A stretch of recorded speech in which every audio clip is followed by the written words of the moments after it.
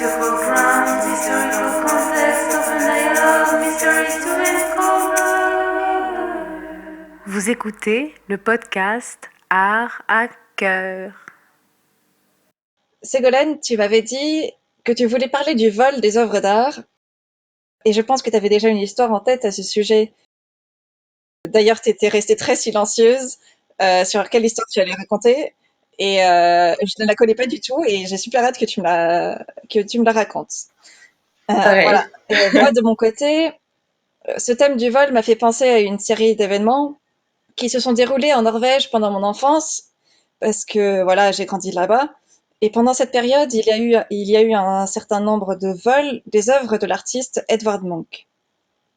Alors, pour ceux qui ne connaissent pas, Juste pour les gens qui écoutent, on dit tous Munch en français ou Munch, ou alors c'est juste moi. Mais moi, voilà, j'ai grandi en Norvège et je peux vous assurer, c'est sûrement toi qui as raison. Mais c'est vrai que moi j'aurais dit Munch, tu vois. Donc ouais, Munch, c'est Munch. voilà. Ouais, Et en plus, c'est pas Edouard, c'est Edvard. C'est Edvard Munch. Voilà. Mais c'est vrai que l'orthographe incite à penser que c'est autre chose.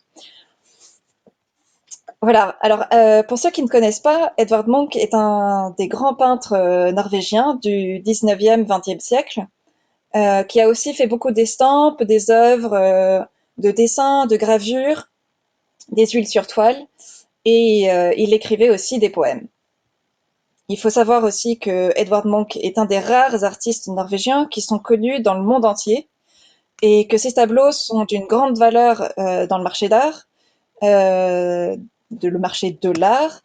D'ailleurs, une version en pastel de l'œuvre la plus connue de Munch, Le Cri, a été vendue aux enchères chez Sotheby's en 2012 pour 120 millions de dollars.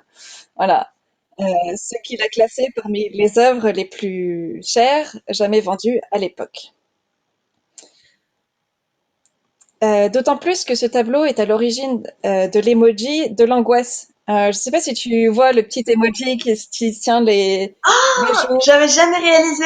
Ouais, ouais, Mais oui, il exprime carrément ça. ouais, C'est l'angoisse, clair. la Ah, c'est panique. drôle. Voilà. Et donc ce petit personnage montre à quel point ce tableau du cri est devenu le symbole universel de l'angoisse, et c'est quand même assez impressionnant vu que c'est un petit artiste norvégien à la base qui a créé ce tableau. Attends, Ouais, ouais, ouais, ouais. Non, non, mais je suis très fière. Et d'ailleurs, j'adore Monk. Donc, pour l'anecdote, selon Monk, le véritable cri venait des environs et non de la personne qui est représentée dans le tableau. Tout ah ok cet d'accord. cri, ouais, ouais, ouais, Il se bouche les oreilles c'est en ça. fait. Donc, il se bouche les oreilles du cri qui vient de l'univers, des alentours. Et voilà, donc c'est pas Ah, je vraiment. connais pas du tout l'histoire. Ok. Mm. Donc, avec le cri, le tableau intitulé Madonna fait aussi partie des tableaux les plus connus de cet artiste. Est-ce que tu vois un peu la Madonna? Pas du tout. Je vais regarder peut-être, non? Bah, en fait, non, mais je vais te le décrire. Ouais, carrément. C'est Vas-y, une, décris-le pour tout le monde. voilà, c'est un tableau d'une femme nue dans une position très sensuelle et pas du tout, tu vois, en concordance avec le thème de la Madeleine dans l'art religieux, donc qui au contraire est représenté, tu sais que La Madeleine ou la Madonna? juste Madonna de Monk. D'accord. Donc de la Madone, tu veux dire la représentation de la Madone. Oui, c'est ça, de la Madone dans l'art religieux, qui elles, tu sais, vraiment, contrairement au tableau de Monk, sont représentées couvertes jusqu'au menton et entourées de licornes et de petits oiseaux, voilà, d'autres variations de symboles de pureté. La Madone de Monk, elle est plutôt représentée comme une femme fatale, tu sais, avec un halo de couleur rouge. C'est une Marie-Madeleine, quoi, Voilà. plutôt. Et puis, elle a une auréole, enfin, là, une auréole de couleur rouge avec sa main d'or de couleur sombre. Enfin, voilà, c'est très dramatique. Hmm. Et Hmm. voilà, c'est très clairement un clin d'œil au canon Dark. religieux en, en l'intitulant à la Madone. C'est pas une Madone, Non, c'est pas, c'est plus une usurpation de la Madone, c'est quoi. ça. Donc, et le tableau s'appelle Madonna, donc c'est plutôt Ça pourrait presque être sur son nom, son prénom, tu vois, de la fille. Like a C'est virgin. ça. Enfin, tout Ok. ça pour dire que ces deux représentations, le cri et la Madone, pardon, Madonna, sont les œuvres les plus importantes de Munch et du Hmm. coup ont été sujets de vols récurrents. Hmm. Juste pour spécifier, ces représentations existent en plusieurs versions. Donc, il y a des huiles sur toile, il y a des estampes, il y a des dessins et plusieurs séries aussi d'estampes ou de Hmm. lithographies. Donc, c'est pas toujours les mêmes œuvres qui vont être volées, mais c'est toujours quasiment enfin, c'est toujours les mêmes représentations qui sont les sujets de vol, en fait. Donc pour revenir à mon histoire, moi petite fille à Couette, voilà, me baladant dans les rues d'Oslo, je vais entendre l'histoire des vols de ces grandes œuvres et c'est Hmm. resté marqué dans mon esprit comme ce grand moment Ocean's Eleven, tu sais, à Oslo. Donc Ocean Eleven, il y a une traduction française du film ou pas pour ceux qui connaissent pas? Ah, Ocean je sais Eleven. pas. C'est le film avec George Clooney où ils font un casse pour voler, je sais même plus quoi. Ça commence à C'est dater. le Bellagio, l'hôtel Ah oui, à Los Angeles. c'est ça. Donc gros film d'action avec Et puis, enfin, il crée tout un plan vraiment un réseau. très compliqué. Et à un moment, il coupe Hmm. toute l'électricité dans toute la ville. Enfin, c'est voilà très Ouais, c'est ouais. resplendissant. Carrément. Et Alors oui, pour précision, mais t'as bien fait de préciser, c'est super cette histoire. T'as bien fait de préciser que t'as grandi en Norvège. Pour précision, parfois tu fais des petits mots où tu les transformes en un peu avec des mix norvégiens, anglais, français, et c'est très oui, drôle. Mais moi aussi je fais pareil, donc, mais j'ai pas d'excuses, c'est ça le pire. bah si parce que voilà, on regarde souvent des trucs en anglais, donc Ouais, entre ouais. les deux, donc Mais bon, voilà. c'est bien de préciser. C'est pas pour se la péter, c'est juste que voilà. Ouais, voilà, moi j'ai vraiment j'ai deux langues mélangées dans la tête, donc c'est de temps en temps je m'amuse Voilà. ainsi. Euh, Allons-y. Voilà, donc je me replonge dans cette histoire pour en parler sur ce podcast et je trouve tous les articles là-dessus et en fait c'est la grande déception parce que le braquage c'est vraiment le plus banal qui existe. Ah C'est non. si.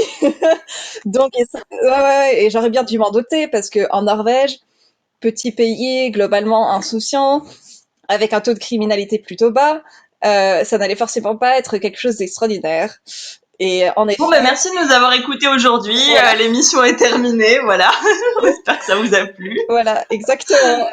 Donc, le vol du cri et de Madonna en 2004, c'est en gros deux bonhommes qui rentrent dans le musée Monk. Alors certes, il y en a un avec une arme à feu, et celui-ci demande à tout le monde de rester immobile pendant que l'autre court dans les salles de En l'expo. plein jour. Ouais, ouais, en plein jour. D'accord. L'autre Ok. court dans les salles, va chercher les deux tableaux qui sont simplement fixés avec des câbles. Voilà, les D'accord. arrache du mur, les prend sous le bras et ils se barrent tous les deux dans une voiture qui est garée dehors, tu vois, genre le plus simple. Et Ah, hyper osé. voilà, Ok. comme vous pouvez le constater, pas super sexy. Non. Mais voilà, Enfin, fallait cependant, oser quoi. ouais, c'est ça, fallait oser. Et en plus, les tableaux enfin, ils ont resté cachés pendant 2 ans. Ils n'ont Hmm. pas été retrouvés avant 2006, donc il y a quand même. Et il y a aussi un peu un mystère autour de pourquoi est-ce qu'ils ont voulu faire ça, qu'est-ce qui les a motivés. Et on ne sait pas, jusqu'à aujourd'hui, on ne sait pas vraiment ce qui s'est Ah d'accord. réellement passé. Et il y a aussi une histoire en 1994 où il y a une personne qui a volé une version du cri et qui l'avait caché dans sa table de salle à manger. Et donc, bon, il dit ça dans l'article, mais je ne sais pas si c'est vraiment vrai. Mais il dit que voilà, il était là à se frotter les mains en s'applaudissant de son idée maligne On lors des mangeait repas de dessus famille. quoi. Ouais, ouais, c'est ça. Alors, il est en train de rigoler alors que son oncle et sa mère étaient assis à table, voilà, insouciants. Ah, Et voilà. Donc, c'est trop plutôt bizarre. drôle. D'accord.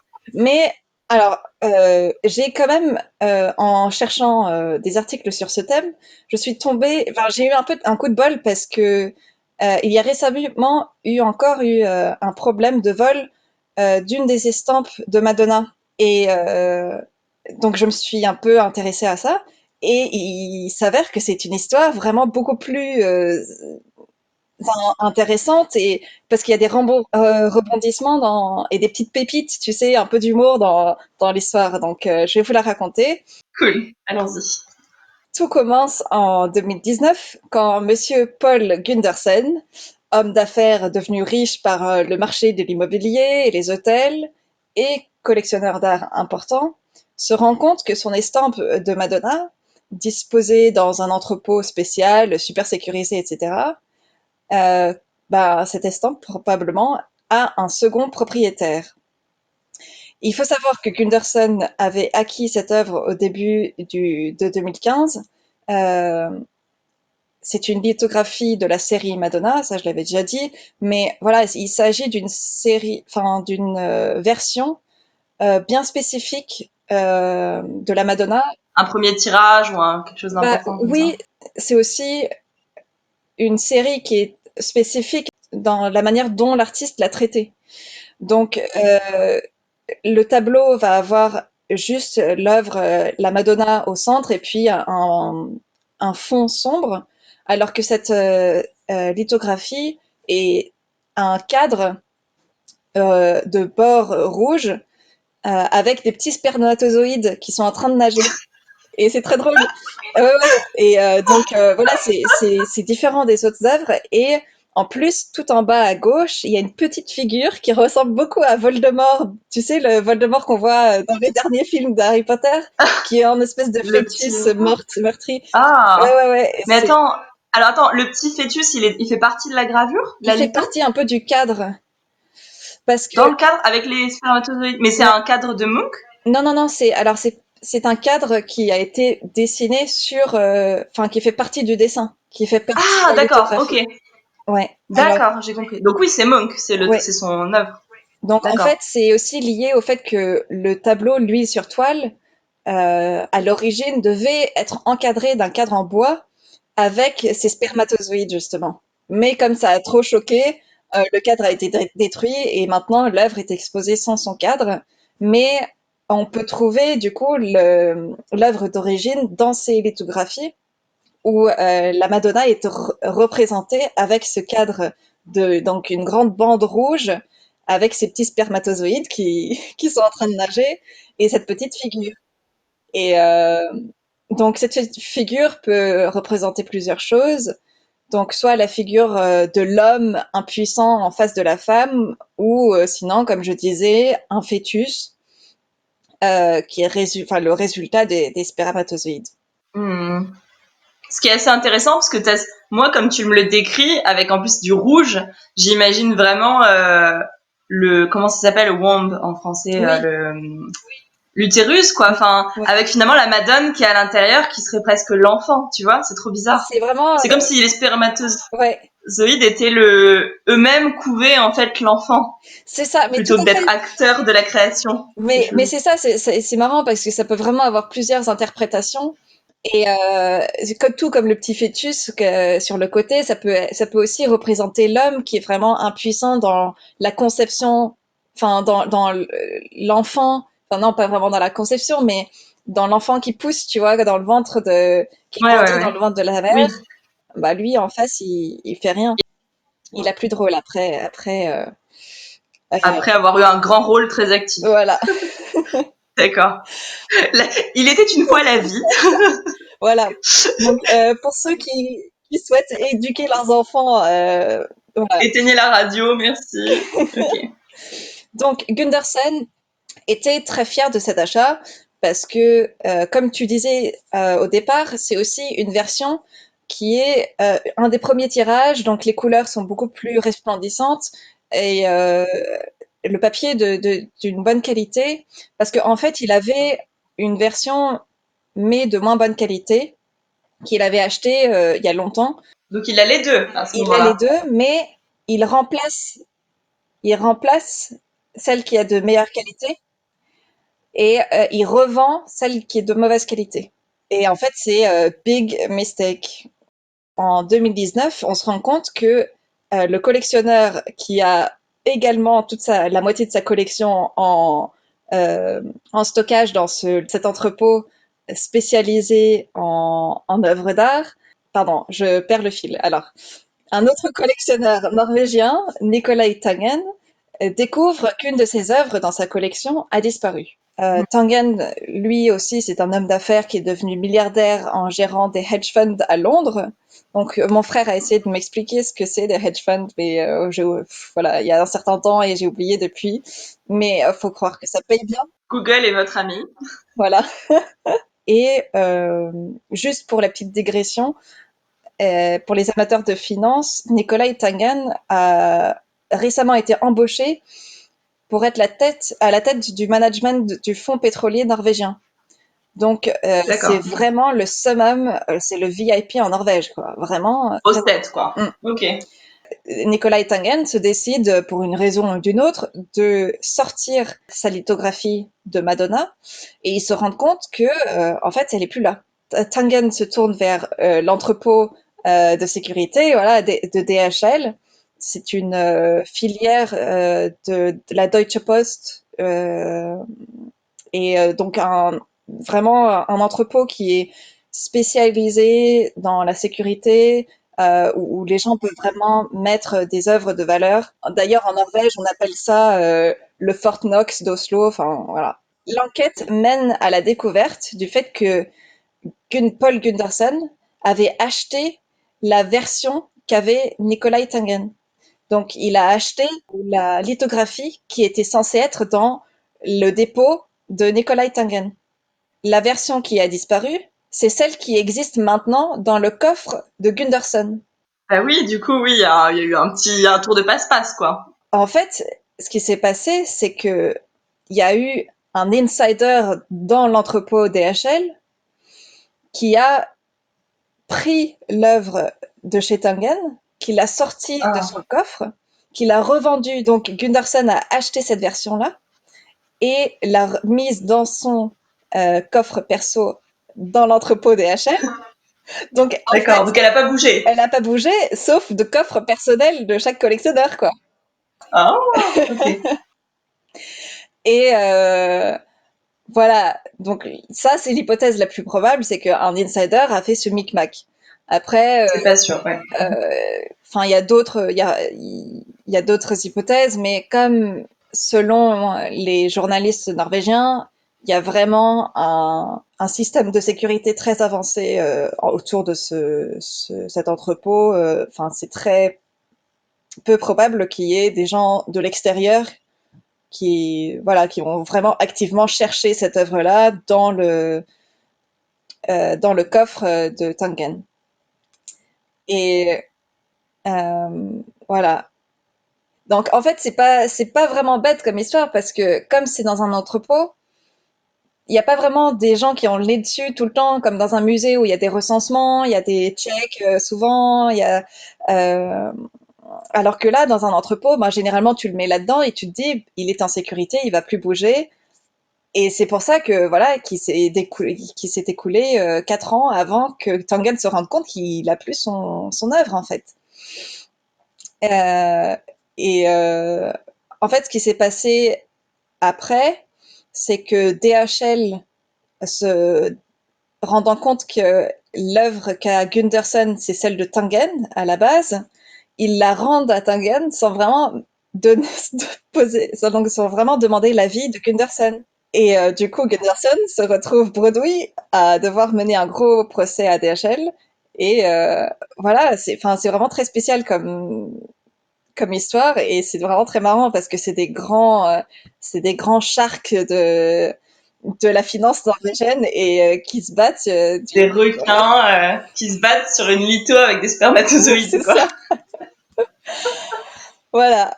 Écoute, on ne juge pas, l'art est subjectif, chacun ses goûts. Non, mais en fait, c'est un tableau. Enfin, j'adore le tableau Madonna de Munch, qui est vraiment un très très beau tableau et c'est des couleurs magnifiques. Il faut vraiment les voir en vrai parce que en image, ça rend rien. Les tableaux de Munch, c'est comme les tableaux de Van Gogh ou de Gauguin, ça rend rien sur papier ni sur ordinateur. Et puis surtout, toutes les œuvres comme ça où il y a un vrai travail de la couleur, enfin, où l'œuvre est la base même de l'œuvre, c'est sur un travail de la couleur. Du C'est coup, ça. c'est... Bah, c'est aussi la texture, la texture de la toile qui est souvent apparente dans les tableaux de Munch et le jeu de la facture épaisse et enfin, il y a des zones épaisses et il y a des zones moins épaisses. Donc, il y a vraiment ce jeu de la matité et des endroits lisses du coup de pinceau qui sont reflétés dans la lumière et c'est vraiment magnifique et ça peut pas être reproduit. J'aimerais bien voir ça en litho, du coup, ouais, comment ça rend. Ouais. Parce que c'est pareil, ça aplatit un peu quand Mm. même. Donc, Donc en lithographie, il est aussi doué, hein, donc il a plein de séries d'œuvres. ouais, je sais qu'il gravait, je connais pas très bien son œuvre. Mais du coup, ça s'est résolu comment cette histoire? Enfin, c'est encore en cours, ils sont en procès ou... C'est encore en cours. D'accord. Donc, affaire à suivre alors. Affaire à suivre, voilà. Je sais pas encore qui a gagné le procès, mais à mon avis, tu vois, parce que Gunderson, il s'est fait mal conseiller aussi c'est son marchand, enfin, il a fait confiance à son marchand d'art. Ben oui, c'est du recel. Ouais, ça devrait être possible de le retracer, cette œuvre, parce que c'est quand même, voilà, un joli tirage de cette lithographie, enfin, de cette gravure S'il qui, avait, oui, non, oui, ouais, s'il avait gardé la première version qui était moins bien, il aurait pu l'offrir au perdant, bah, tu ouais, vois. Au lieu d'en ouais, c'est avoir ça, deux pour lui, c'est ça. le premier, quoi. Mais bon, il a quand même dépensé beaucoup d'argent dessus, donc, J'imagine. ouais, Ok, d'accord. Alors. ouais. Bah écoute, on est bien content qu'on sera jamais milliardaire, hein. On n'a pas ces questions à se poser. Voilà. Vaut mieux Non. aller au musée que d'avoir une œuvre très précieuse à Moralité, surveiller, voilà, voilà. ne pas posséder les choses. Très bien. Ben, à moi, Oui, du coup. Donc, en parlant de vénalité et de se raccrocher aux choses de ce bas monde, moi, je vais parler du vol de l'enfant à la bulle de savon, qui est un Rembrandt. Et petit topo du coup, sur le fait de se raccrocher aux choses terrestres, le thème des bulles de savon en peinture, donc dans la peinture occidentale, c'est un sujet très courant au XVIIe siècle et surtout aux Pays-Bas lors de l'Inquisition espagnole, qui va contraindre les artistes à représenter uniquement des peintures religieuses pour promouvoir le catholicisme. Et du coup, pour les Flamands, je sais jamais nord-sud, t'as les Flamands et les Hollandais. Enfin bref, pour les gens des Pays-Bas, les peintres des ah, Pays-Bas, qui ah mince, j'ai pas fait mes révisions de cours d'histoire. En plus, j'adore cette période, mais voilà, j'ai tendance à toujours tout mélanger. Bref, donc pour les peintres des Pays-Bas, eh bien pour contourner cette obligation de peindre des œuvres religieuses, ils continuent à peindre des thèmes de scènes de genre, des thèmes décoratifs, mais en incluant des messages cachés. Et le thème de la bulle de savon, c'est un thème donc très courant qui va beaucoup plaire.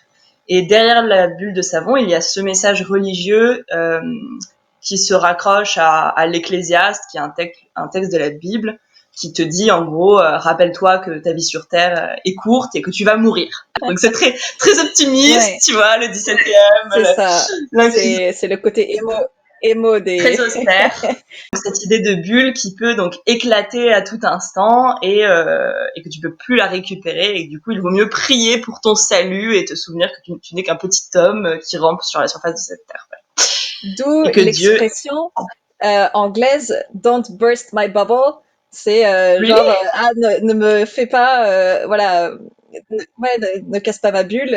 On passe un beau Ah, moment et sorry to burst your bubble, but this is the real life, tu vois. ah, c'est possible, je connaissais pas. Mais oui, et puis dans le langage courant, quand on dit tu vis dans une petite bulle, être dans Mm, sa bulle et tout, t'as l'idée de petits moments à toi, mais qui peut s'interrompre à tout instant, et du coup t'en profites d'autant plus. ouais. Et ça va être le cas de cette histoire. Alors, c'est un peu comme toi. Moi, c'est une histoire que j'ai entendue quand elle était sortie dans la presse en 2014. C'est une histoire de vol aussi. Et du coup, en 2014, on a retrouvé ce tableau de Rembrandt, l'enfant à la bulle de savon, qui était conservé au musée de Draguignan, qui est un des plus vieux musées de France. Donc c'est un tableau qui vient de saisie révolutionnaire en gros. Et en faisant donc mes recherches pour notre épisode, moi j'avais le souvenir d'une histoire hilarante, mais vraiment hilarante. Et en fait elle est quand même hilarante, hein, t'inquiète pas, c'est très très drôle. Mais j'avais que ce souvenir d'une histoire abracadabrantesque, Ah, bref, Mary Poppins, super comment tu dis ça? Abracabrantesque. Voilà. Ou c'est super dur à dire. Ou tu sais même pas si c'est pas une blague. Et non, je tiens à dire que cette histoire est vraie et qu'elle est très drôle. Sauf que, en faisant mes recherches, je me suis rendu compte qu'il y avait un peu au-delà du vol qui ressemble à un canular et que les raisons du vol sont assez profondes en fait. Et que le voleur en lui-même est plutôt un drôle de personnage qui est plutôt quelqu'un de naïf, un bon gars et un monsieur tout le monde. Et bon, je vais pas plomber l'histoire avec son histoire à lui qui est triste mais qui est très intéressante, donc je vais surtout raconter ce qui est drôle. Ce qui est étonnant dans cette histoire, en tout cas, que je vais dire au moins sur cette personne, c'est que l'argent n'est pas du tout sa motivation. Et je pense que c'est ce qui rend l'histoire assez fascinante, parce que qui n'a pas été dans un musée voir son œuvre favorite et s'est dit tiens j'aimerais bien la voir chez moi. Enfin je sais pas, c'est quand même tentant. Même tu peux pas t'empêcher de te dire ah et si je pouvais l'admirer tout le temps quoi, même si en vrai tu passeras jamais à l'action. Et là c'est un peu la question, c'est qu'est-ce qui fait que tu passes à l'action quand ton but c'est pas de te faire du fric sur une œuvre que t'as volée. Donc j'aimerais bien te raconter cette histoire et que toi et ceux qui écoutent aient cette idée en tête que le voleur c'est un bon gars, que ça peut être nous. Et que voilà, on écoute donc cette histoire avec ça en tête, quoi. Que c'est pas un escroc. Plutôt, voilà. Et si c'était nous? Histoire. On est en 1983. Patrick Vianex a 13 ans. Il sort d'un match de foot et sa mère, qui est peintre, l'emmène donc au musée de Draguignan pour voir les œuvres, donc à la sortie d'un match de foot, hein, ce que tous les petits garçons de 13 ans rêvent de faire. Et en fait, cette petite sortie, c'est la petite bulle de douceur avant de rentrer à la maison, où la violence se referme sur lui et sa mère. Et je n'irai pas plus loin sur sa vie privée. Oh. Le jeune Patrick s'arrête devant le tableau et sa mère l'interpelle. « Regarde, tu lui ressembles !» Il se dit, à cet âge, à 13 ans, c'est vrai, il a les mêmes yeux tristes que moi. Il est pas heureux ce gamin, à 13 ans. Ouais. Les deux enfants se regardent, se comprennent. Alors, donc dans l'histoire, la bulle de savon, c'est le jeu dont on n'a pas le temps de profiter. C'est l'âge adulte qui arrive trop tôt. Mais cet enfant dans le tableau lui tend l'enfant sur la paume de la main, comme s'il lui disait « Tiens, sois un enfant avec moi ». Et l'instant donc est suspendu et Patrick va être marqué par cette rencontre. C'est comme s'il avait rencontré son âme sœur, son alter ego. L'enfant, c'est lui, c'est l'autre, tu vois. Ouais. Il va penser à lui chaque année sans le revoir, sauf à 17 ans. Et il vient refaire des papiers à Draguignan, mais la queue de la mairie est trop longue et il connaît dans la ville que le musée. Donc c'est vraiment un hasard. Il va aller au musée, c'est pas prévu, pour aller lui dire bonjour, après toutes ces années. Donc comme un vieil ami que t'as pas vu depuis super longtemps et tu penses à lui tous les jours, et là il se dit je vais le voir. Il le voit et il se dit bah en fait je peux plus le perdre quoi. Il vient lui rendre plusieurs fois visite et il l'appelle l'enfant. Il commence à se renseigner et à se passionner sur le peintre, donc Rembrandt. Et il est touché parce que le peintre a une vie aussi assez triste. Donc voilà, donc tout ce tableau, cet univers vraiment, ça lui s'adresse à lui quoi. Oui, il se crée un scénario un peu. Il plonge dedans. Quoi. Oui, c'est ça, mais ce garçon devient un peu son compagnon, son secret friend. C'est son ami caché, secret. C'est un peu lui. Ouais.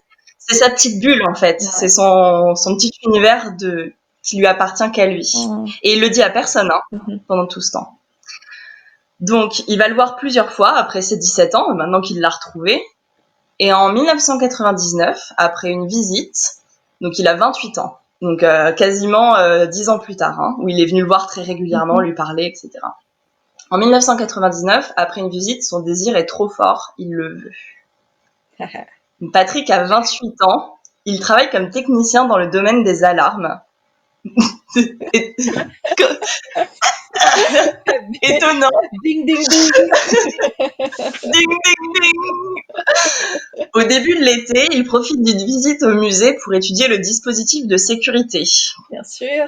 Il a décidé, il le veut, il le veut, quoi. Ah ouais, non, mais c'est pas une blague.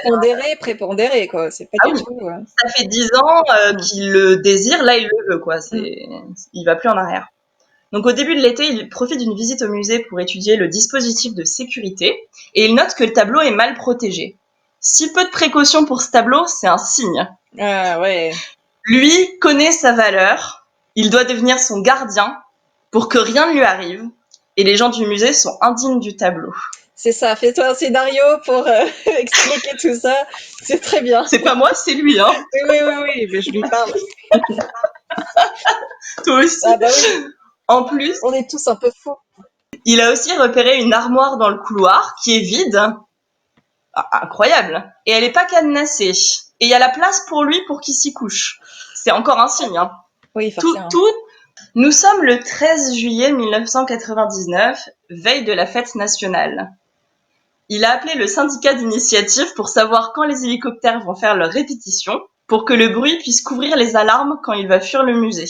Ah, pas bête. En gros, c'est un vol prémédité, Hmm. mais par un passionné. C'est pas Ocean-Eleven, quoi. Non. Donc, le 13 juillet, donc la veille de fête nationale, il profite en fait de toute l'organisation de la ville avec les hélicos, le test des feux d'artifice, etc., pour couvrir sa fuite et que le personnel de mairie soit occupé, quoi. Patrick entre dans le musée pendant les heures d'ouverture, donc dans l'après-midi. Il est un peu stressé, alors il va dans la bibliothèque se calmer et lire un livre sur le XVIIe siècle hollandais. Vers 16h, il se dirige dans le couloir où se trouve l'armoire, donc c'est un grand couloir avant la salle du Rembrandt.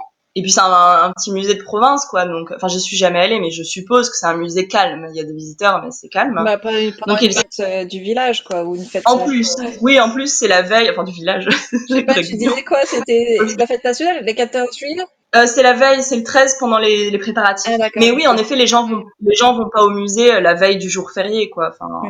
ils travaillent, j'imagine. Enfin, je sais pas quel jour c'était, mais. Mm. Donc vers 16h, il se dirige dans le couloir où se trouve l'armoire et profitant d'un moment où il n'y a pas de visiteurs, il se hisse sur l'étagère du milieu, s'allonge et referme la porte. L'étagère où il est couché bascule. Il se retrouve la tête en bas, les pieds en l'air, en position fétale, dans une armoire normande, dans un couloir au milieu d'un musée, avec des visiteurs. Et là, il doit penser juste au Rembrandt, quoi. Ouais. Rembrandt, qui est à quelques mètres de lui, dans une salle. Ah là là, ça fait tellement Mr Bean. C'est un peu Mr Bean.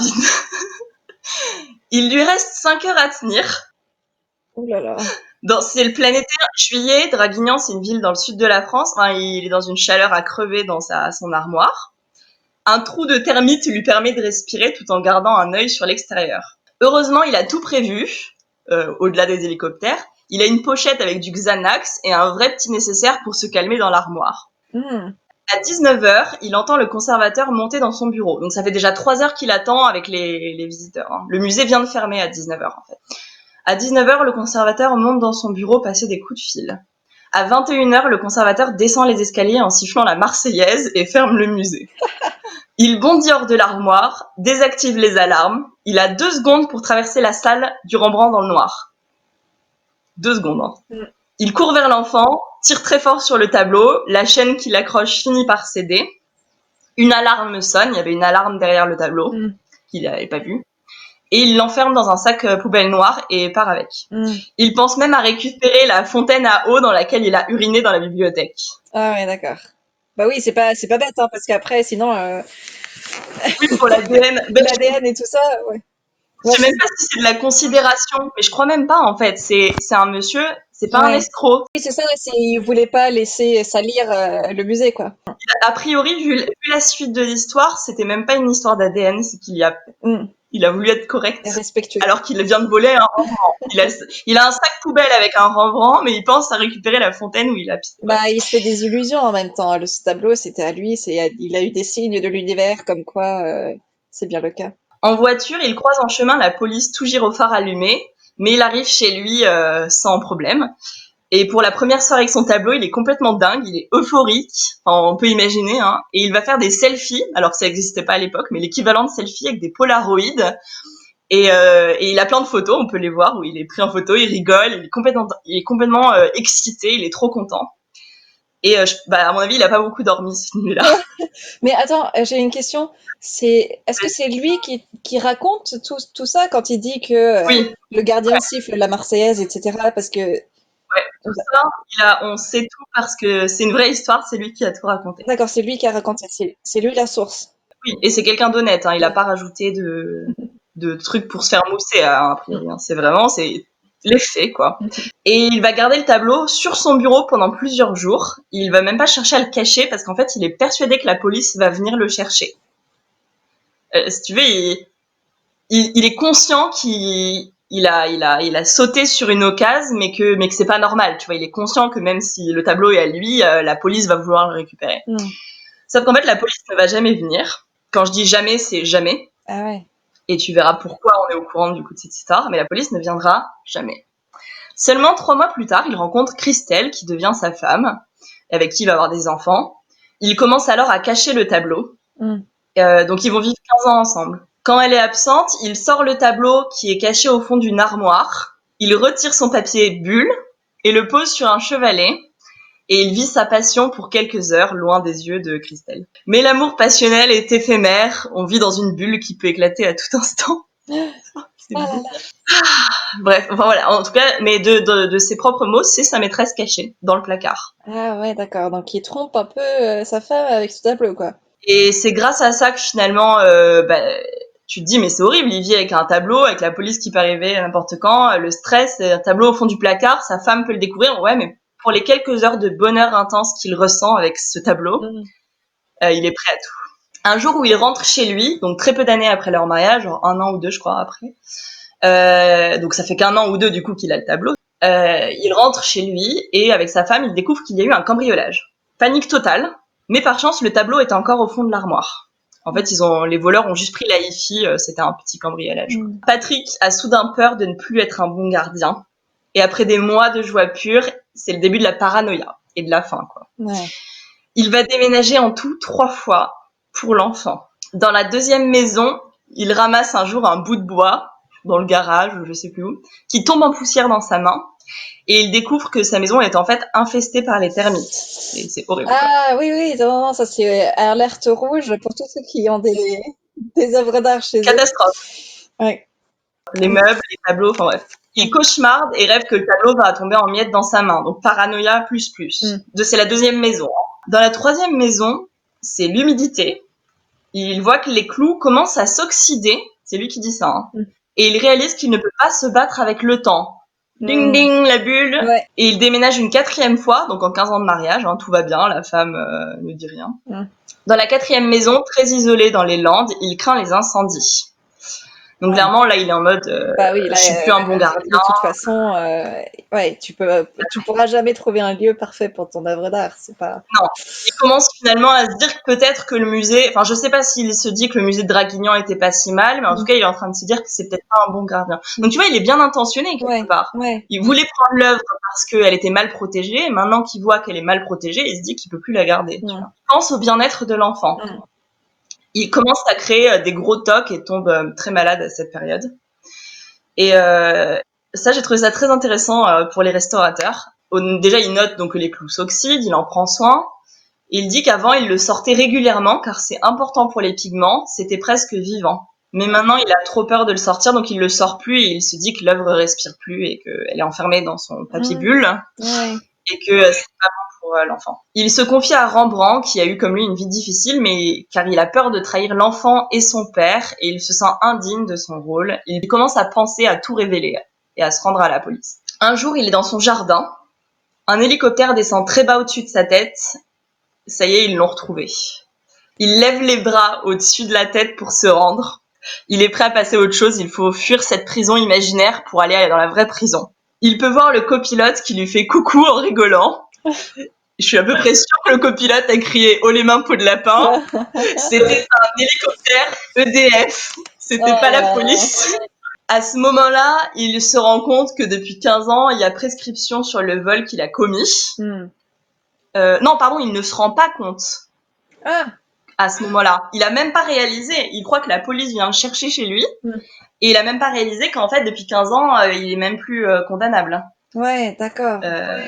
Voilà. Mais ça y est, c'est la paranoïa totale. Ça le rend malade. C'est en train de ruiner son couple.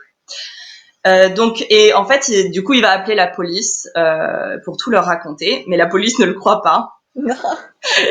Ah, c'est le comble. Du coup, il peut même pas se débarrasser de ce tableau. Et pour lui, en fait, c'est la goutte d'eau. L'enfant l'a trahi. Il a pris soin de lui, mais il est plus doux. Il est devenu méchant. C'est plus un enfant, c'est un adulte. Ça le punit, ouais. Sa présence devient trop intense, elle est insupportable, elle le brûle, il n'arrive plus à l'aimer sans le détester en même temps, il commence à penser à s'en débarrasser. Gollum, Gollum. Oui, c'est ça. C'est trop Gollum. Oh mon Dieu, Il... c'est trop intéressant du côté psychologique cette histoire. C'est Super vraiment, tu sais, tu entends un peu ces histoires de meurtres dingues aux États-Unis et puis en France, comme voilà, le journalisme est différent. T'as pas vraiment tous les détails de ces histoires, mais c'est marrant quand même que ce côté psychologique un peu voilà, se donner une raison pour laquelle s'inventer une histoire, des trucs, c'est vraiment ouais, surprenant. Se donner une raison et aussi une réponse à des problèmes personnels, tu vois. Et c'est pour ça que je suis pas rentrée dans les détails trop Non. profonds parce que je trouve que ce monsieur finalement il est fascinant et il a quelque chose en lui qu'on a tous un petit peu, tu vois. Mm. Cette nostalgie, ce désir profond, presque amoureux, tu vois. Mhm. Cette peur d'être trahi par la personne que t'aimes profondément, enfin c'est trop intéressant. Mhm. Il reprend contact avec un ami d'enfance qui surgit dans sa vie là par chance pour lui ou par malchance. Et cet ami d'enfance, Tony, lui dit connaître des gens qui pourraient l'aider à faire l'intermédiaire avec l'État sans poser de questions pour rendre le tableau. Mm. Il a rendez-vous avec un assureur dans un grand bureau. Le jour du rendez-vous, on lui dit donc que pour 40 000 euros, on va lui remettre 40 000 euros, en échange de quoi il donne l'œuvre et on lui pose pas de questions et ils font l'intermédiaire avec l'État. Donc il rencontre l'assureur, on lui sert un verre de jus d'orange dans un verre à vin, on lui remet un chèque de 40 000 euros à son nom, et il se dit que c'est un peu bizarre, mais il pose pas de questions, il part avec son chèque de blanchiment d'argent à son nom, chez lui, de 40 000 euros. Les malfrats sont interpellés pour revendre sur le marché noir. Évidemment, l'assureur était un escroc et voilà. Patrick raconte tout à sa femme. Il appelle un avocat qui ne le croit pas non plus. Patrick n'a pas encaissé le chèque et ne peut pas être interpellé pour recel. Il est libéré après une courte incarcération. Et il rêve d'être gardien de musée. Ah là là, oui, oui, oui. Mais tu t'as sauté une étape là, parce que donc le tableau a été revendu sur le marché noir, mais donc le musée de Draguignan l'a racheté? Oui, t'as raison, j'ai pas dit la fin, enfin la conclusion. Oui. Donc en gros, il y a l'assureur qui donc est un escroc qui a évidemment le chèque c'était un chèque en blanc et il a revendu un chèque en bois pardon et il a revendu le tableau derrière sur le marché noir. Sauf que le tableau, il est en recherche, si tu veux, il fait partie de liste en fait de tableaux volés. Donc ils ont mal fait leur coup sur le Oui, marché noir. oui, Le c'est tableau sûr. il ressort direct. Et Patrick, on entend parler aux infos, le tableau retrouvé sur le marché noir. Et là il raconte tout à sa femme en fait. D'accord, ok. Il va être honnête, ça lui pèse trop, il va être honnête. Ouais. Il appelle un avocat, il va à la police, se rendre. Ils ont beaucoup de mal à le croire, mais ils sont obligés. Mais en fait, ils ont du mal à le croire, c'est ça qui est incroyable, parce que c'est un bon gars.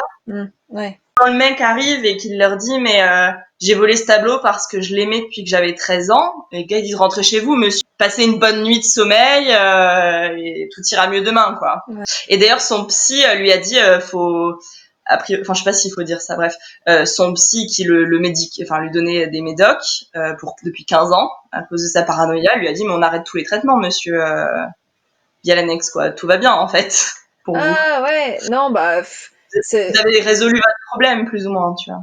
d'accord, donc il a rendu son tableau, donc maintenant tout devrait être bon.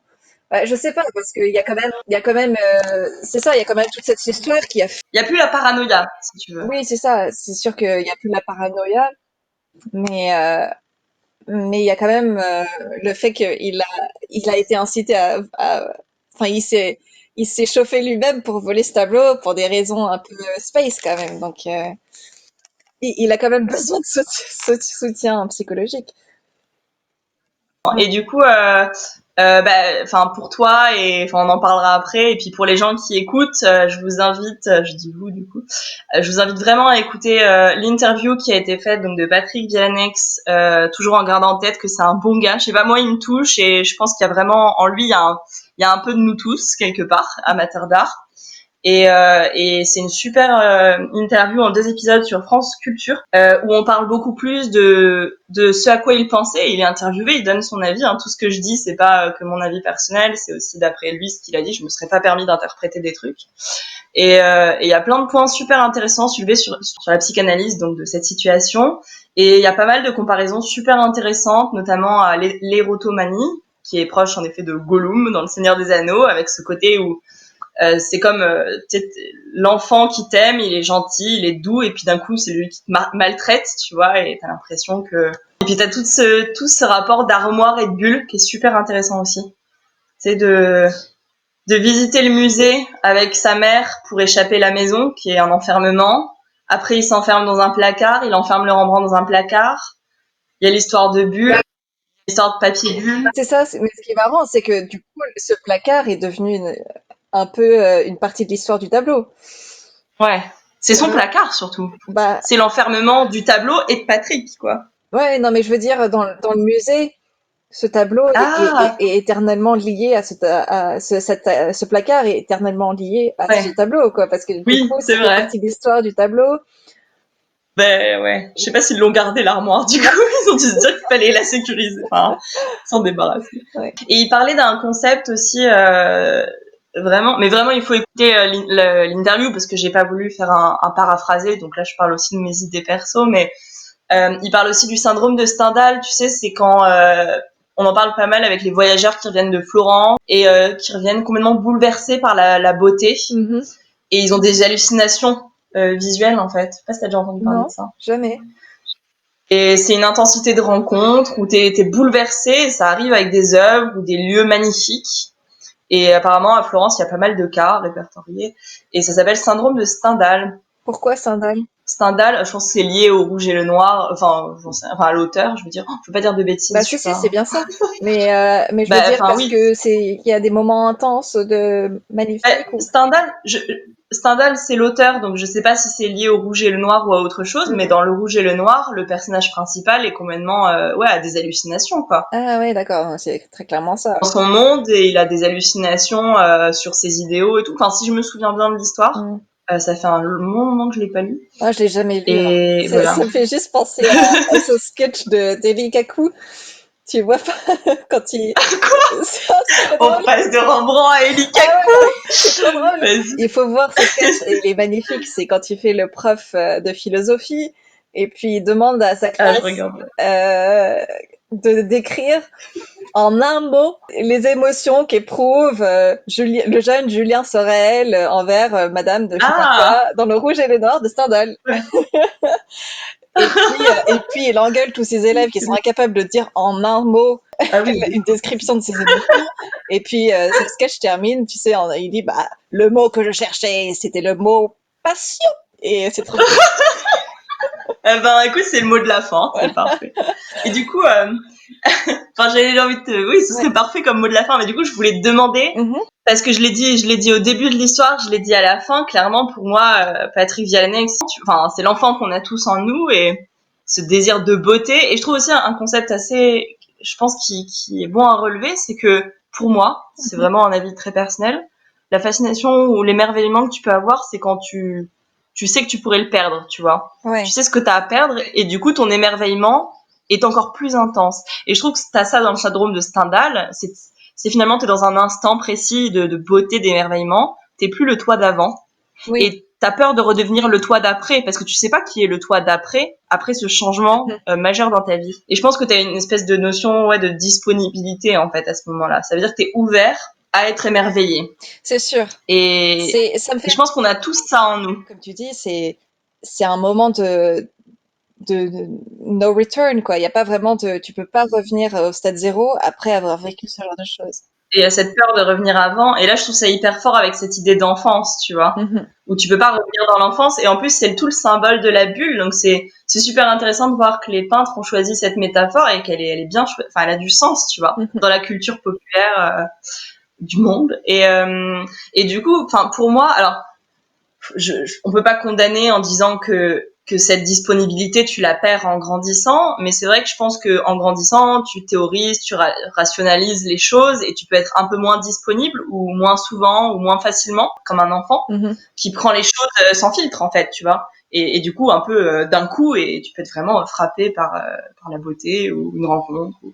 Et je me disais, tu vois, est-ce que tout le monde n'a pas envie de voler un tableau à un moment de sa vie, peut-être pas en grandissant, du coup peut-être de moins en moins en grandissant et en rationalisant, parce que tu te dis que tu t'es un dingue si tu le fais. Mais est-ce que jeune, t'as pas envie de voler donc un tableau ou quelque chose et toi, si tu devais voler un tableau, qu'est-ce que ce serait?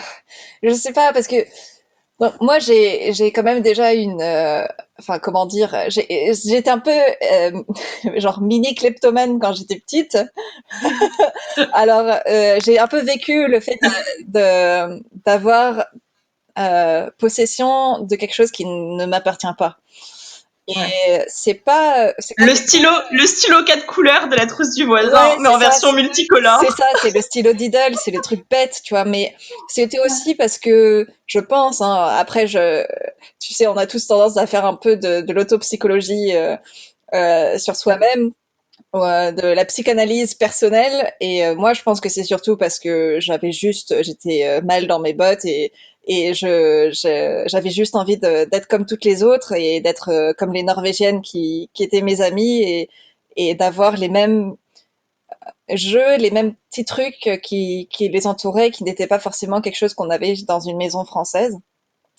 Et, Mm. euh, et du coup, voilà, j'ai eu euh, c'est quelque chose qui en fait devient un fardeau parce que au bout d'un moment, tu sais que c'est pas à toi et qu'il faut que tu le caches quand il y a l'autre personne à qui il appartient vraiment qui vient. Et c'est vraiment Finalement, tu veux être leur ami en leur ressemblant, mais en fait, tu risques de les perdre. tout à fait, c'est ça. Et puis en plus, c'est aussi, tu gagnes rien en fait. Tu te rends compte que ce truc qui n'est pas à toi va jamais t'appartenir et t'en Mm. as pas vraiment besoin. À part, pour moi, j'en avais jamais besoin. Moi, j'ai grandi avec, voilà, avec que des frères, donc j'étais la seule fille, donc ma mère m'a gâtée, mon père m'a gâtée. C'était pas comme si il me manquait des trucs, donc j'ai jamais eu vraiment besoin des choses que je piquais. Et c'est sûr une œuvre d'art, si tu veux le voler, c'est un peu frivole, tu vois, au pire. Enfin, si c'est pas pour le revendre pour gagner plein d'argent, forcément, c'est pas quelque chose qui est vraiment nécessaire. Après, voler de la nourriture ou autre chose, c'est complètement autre chose. Et non, ça c'est encore un autre débat, mais là c'est comparable à ce que tu dis, c'est cette impression de nécessité Mm. d'avoir ce tableau, finalement de remplir un vide, comme tu dis, avec en volant un truc dans la trousse de tes camarades de classe ou autre, où tu veux être comme eux, tu veux appartenir. Lui, finalement, en le volant ce tableau, il voulait Mm. retrouver, enfin rester dans l'enfance peut-être, si on analyse la situation, il y a cette idée quand même de d'enfance gâchée et envie d'avoir cette espèce de bulle immortelle. En fait, un C'est tableau, sûr. c'est Dans un immortel aussi. tableau, Cette oui. bulle, elle va jamais exploser dans un tableau. Et voilà, c'est comme s'il avait cet enfant immortel qui vieillira jamais avec cette bulle immortelle et avoir l'impression que pour lui c'est pareil, tu vois, que l'enfant c'est là à portée de main et que sa petite bulle va rester. Mais au final, ouais, en effet, Ouais, c'est futile et c'est ça sûr. marche Mais pas du enfin, tout à après, terme. un Rembrandt, c'est toujours une découverte. C'est vraiment, il y a tellement d'éléments, il y a tellement de strates de couches. Mais bon, euh, moi, j'aimerais bien te renvoyer la question justement. Si tu voulais voler une œuvre d'art, qu'est-ce que ce serait? Euh, ben, En fait, la première réponse que j'ai envie de donner, mais donc elle est irrationnelle, c'est je voudrais voler un Vermeer parce que j'adore cet Hmm. artiste et parce que c'est un petit format et que c'est pratique à transporter. Ouais, Donc là, c'est réaliste et pratique. ouais. Mais mais en même temps, si j'étais ça serait peut-être si j'étais omnibulée et passionnée, je pense que ce serait ça. Mais en même temps, tu sais pas à quelle œuvre va t'obséder. Oui. Justement, ça te tombe sur le coin du nez, donc je serais peut-être surprise de découvrir que c'est j'en sais rien, un Kandinsky de 3 mètres sur 4, tu vois. Ouais, là c'est Qui plus serait compliqué, compliqué. effectivement. C'est plus compliqué. Est-ce que finalement t'as pas besoin, tu tombes pas amoureux d'un petit format parce qu'il est à portée de main aussi, tu vois. euh, mais je pense que si j'étais par contre un escroc, mais du coup c'est une autre question, je prendrais un tableau mineur entre guillemets, Ouais, parce que je me dirais qu'on va un peu moins le chercher. J'en sais rien. C'est super dur comme question. ouais. Oui, bah c'est ça, faudrait prendre un tableau qui est pas connu de manière internationale. Justement, c'est tellement bête de voler donc le Cri ou la Madonna parce que c'est des tableaux qui Que tout le monde a les yeux dessus. Et d'ailleurs, je trouve ça hyper intéressant de relever que c'est comme tu dis. D'ailleurs, tu le disais toi-même, c'est souvent, enfin, les tableaux de Munch là, ils ont été volés plusieurs fois, les mêmes sujets. Et mais c'est un débat un peu long, mais ayons-le. Ayons ce débat, je sais pas comment ça se dit. Tenons ce débat. Bref. Je suis pas la bonne personne qui demandait. Je sais pas. Ayons ce débat. Donc que les Munch ont été volés plusieurs fois. Pour prendre l'exemple le plus célèbre, la Joconde a été volée plusieurs fois. Mais ce Rembrandt, la bulle de savon, a été volé aussi une fois en 74. Et il le savait, a priori, Patrick Vianet, le voleur, puisqu'il était très renseigné sur cette œuvre avant de commettre son méfait. Il a passé 11 ans à se renseigner dessus. Donc ça augmente la valeur pécuniaire certainement, une œuvre volée, tu vois, parce que ça augmente le désir chez les gens en fait, qui finalement est irrationnel. Même si le tableau est magnifique et qu'il y a plein de raisons de l'aimer et de le vouloir, est-ce que c'est pas un paramètre augmentant, tu vois, qui fait que tu désires encore plus une œuvre et que tu dis que tout le monde va la vouloir, même sur le marché noir. Ah ouais, c'est vrai, j'ai jamais pensé à ça. Mais qui de l'œuf ou la poule, quoi? Qu'est-ce qui vient avant, l'envie de l'œuvre ou la popularité? de mon côté, j'aurais pensé l'inverse parce que justement, c'est vrai que ça n'a pas été le cas pour, par exemple, la Joconde ou les tableaux de Munch, mais quand une œuvre a été volée, elle a été, tu vois, elle est un peu souillée, je trouve. Enfin, de mon point de vue, je trouve que elle a plus cette pureté, C'est tu vois. intéressant. C'est comme une autorisation alors, pour toi. Comment ça? C'est comme si puisqu'elle a été volée une première fois, on peut recommencer. Genre elle est touchable en quelque sorte. C'est faisable. Ouais, c'est vrai. Ça me fait penser. Attends, tu me fais penser à une anecdote qui m'est arrivée. Je visitais le musée de la magie avec une amie britannique. Ouais. Et il y a le monsieur qui nous faisait la visite, qui est un clown et puis qui faisait le magicien un peu pour la visite, quoi. Qui faisait des petites démos et puis le truc que je redoute, tu vois, dans la foule, il choisit qui? Il choisit Bibi pour faire la démonstration. Donc une première fois. Et puis la deuxième fois, il demande à une main innocente, donc une petite fille qui était dans le public, de choisir une nouvelle personne pour la démo. Et elle m'a pointé du doigt. Ouais. Mais en fait, c'est super intéressant. Alors, je me compare pas à une œuvre d'art, mais la métaphore fonctionne en fait. Tu te dirais pourquoi elle m'a choisi moi, pas parce que j'ai un truc, mais parce que je pense qu'il avait ouvert l'autorisation. Ouais. En fait, on a vu que ma réaction était ok, que ça avait marché. La petite fille, si elle pointe du doigt un inconnu, elle sait pas comment il va réagir. T'as un risque. Oui. Un peu comme quand tu mets un like à quelqu'un sur internet, tu le fais plus à quelqu'un qui est déjà très apprécié. Oui, c'est sûr. Parce que si tu commentes quelqu'un qui a rien, t'es un peu le premier et t'as un peu peur de sa réaction, je pense. Ouais, je vois. Ouais, exactement. Du coup, ça la rend plus accessible parce que on voit un peu comment le monde a réagi quand il a été volé et comment il faudrait que tu t'améliores ton vol ou je sais pas comment pour le cacher. Il y a un truc comme ça. J'ai l'impression que c'est souvent les mêmes œuvres qui se font revoler. Ce qui est intéressant, par contre, c'est le fait que ton bonhomme, là, Peter... Attends, c'était qui? Patrick. Patrick Bialanek. Qu'il n'a jamais été trouvé, qu'on s'est jamais rendu compte que c'est lui. Et ça, c'est intéressant aussi. Tu vois, quand tu te dis, incroyable. Si je devais tuer quelqu'un, comment je le ferais? Et tu te dis, c'est carrément... Ouais. C'est un peu... ce truc de justement si c'est une personne qui n'a rien à voir, qui n'aurait pas de motif, rien à voir, c'est le crime parfait. C'est ça, qui n'aurait pas de motif vraiment à gagner de l'argent ou à bénéficier de la mort ou du vol de quelque chose, c'est tellement plus compliqué de le trouver. Et ouais, carrément, parce qu'il a aucun lien, parce qu'on regarde toujours dans la famille ou les proches, parce que c'est le plus évident. Et ce serait pareil pour un vol d'œuvre, on va regarder dans les réseaux de malfrats, quoi, connus. Mais du coup, lui travaillait dans la sécurité. Dans les alarmes. Ouais, mais dans les alarmes. Mais est-ce qu'il a jamais travaillé pour le musée? Non, jamais. Et d'ailleurs, il dit, je trouvais ça bien que la question soit soulevée. Il dit qu'il n'a pas fait exprès de travailler dans les alarmes. Mais moi, je me dis, entre le petit garçon de 13 ans, qui à 17 ans désire de plus en plus l'œuvre et vient la voir tout le temps pendant 11 ans, puis à 28 ans la vole, quand il a choisi sa formation, il devait quoi, après 17 ans, il avait peut-être 18 ou 20, 22 ans, enfin tu vois, admettons qu'il ait fait autre chose avant.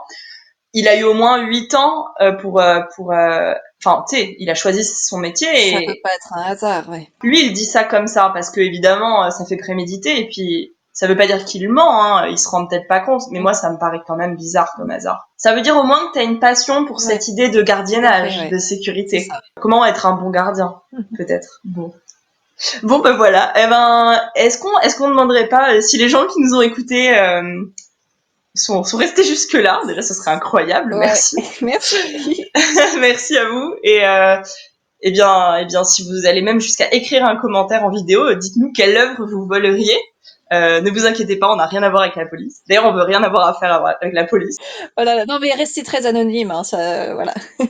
Ou n'écrivez pas de commentaires, d'ailleurs, voilà. Juste likez, s'il vous plaît. Parce qu'on sait que c'est dur d'écrire un commentaire en premier, parce qu'il n'y a pas d'exemple, pour savoir si on est sympa dans nos réponses. Voilà. Bah écoute, finissons cette session alors. Au revoir. Ouais, bah merci Ségolène. Merci Perrine. Salut. Merci à Lucie Florentin pour la composition de la musique d'introduction du podcast Art à cœur. Vous trouverez tous les liens utiles en description de la vidéo.